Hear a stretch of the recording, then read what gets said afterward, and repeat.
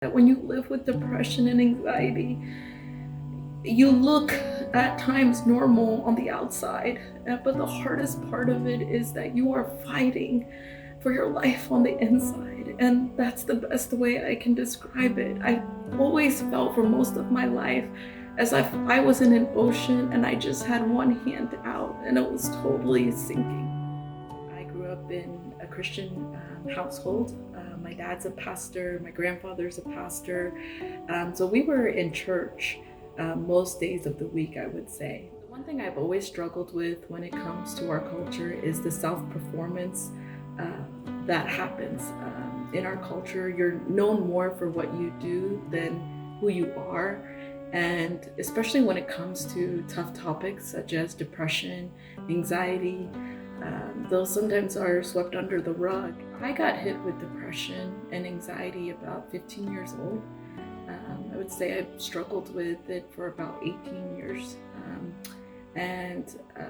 I was always very able to keep it kind of under control. I am a natural extrovert, and so I knew, I had this really bubbly personality, and but when I would get home, behind closed doors is where the brokenness truly came out. I struggled with a lot of suicidal thoughts and just total anxiety for most of my day. As the years grew by, in 2019, I came to an absolute breaking point.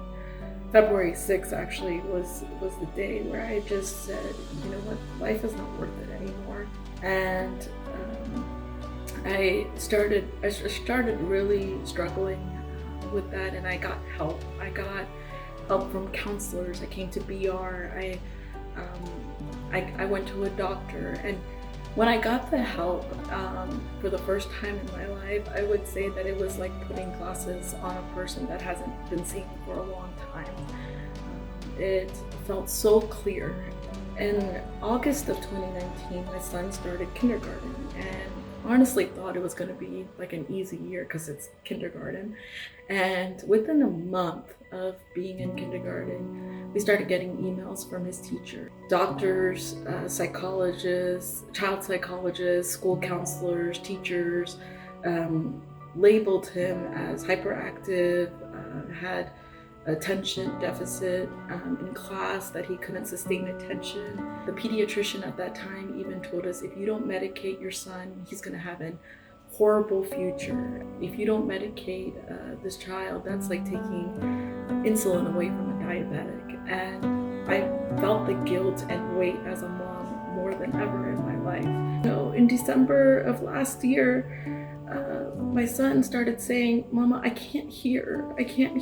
We went to an ENT, and he said that the fluid was so thick, thick as glue in his ear. And so he was not hearing properly at all. And we got tubes in his ears. Literally the next day after having the tubes in, I had 2 unprovoked seizures, and I was in the hospital overnight and was given the diagnosis of epilepsy.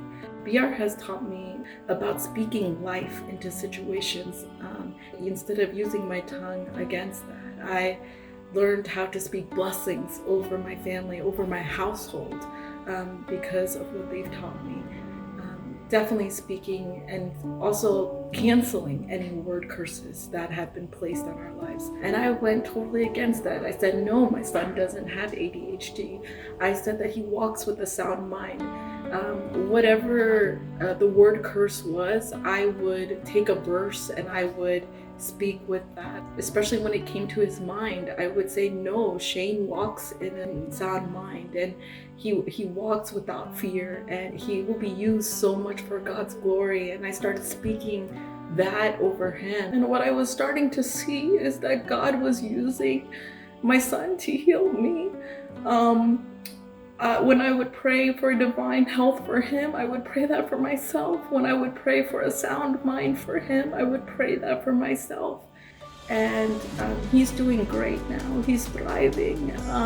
We went to another school and had an evaluation done for him to get into that school, and they saw no problems, and they saw that his behavior rated higher than average. And I just praise God for that. This season of my life where I'm getting rest and truly knowing Jesus in a different way has been amazing. And what I am seeing is that God is restoring those early years as a mom in a way that I didn't know before. There are times I think Jesus heals in an instant, and I really believe in the power of his name. But I also believe that there are times where God restores us piece by piece, and I totally believe that's what he's doing in my life. I grew up knowing the righteous God. I knew the God, the 𝗬𝗪𝗓 God, the God, our provider. But I would say because of these trials in my life, I now know this God is such my friend, and that loves me, and that sees me, and that feels my brokenness, that sees me when I'm weeping, and he weeps when I weep. And I've seen the God that has seen me through it all now, and I believe he's always seen me. But I think I know now that I see the God that sees me. I went through postpartum depression. I struggled with depression and anxiety, but it didn't have the last say in my life. And I'm so grateful that Jesus did.